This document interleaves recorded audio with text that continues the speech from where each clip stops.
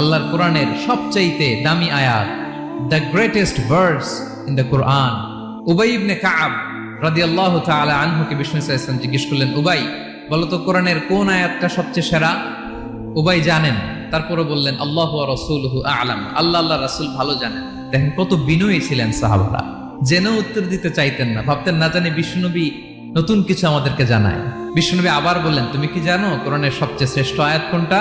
এবার উবাই ভাবলেন এবার আমি উত্তরটা দিয়েই দেই। তিনি বললেন আয়াতুল কুরসি, আল্লাহু লা ইলাহা ইল্লা হুয়াল হাইয়ুল কাইয়ুম, এটা শ্রেষ্ঠ আয়াত। বিষ্ণুনবী খুশি হয়ে উবাই ইবনে কাবের বুকে একটা চাপড় মারলেন, এরকম আদরের চাপড় দিয়ে বললেন, লিয়াহনিকাল ইলমু ইয়া আবুল মুনজির, হে আবুল মুনজির, জ্ঞান এবং প্রজ্ঞা তোমার জন্য মোবারক হোক, তুমি ঠিক বলেছো। সুবহানাল্লাহ পড়ে।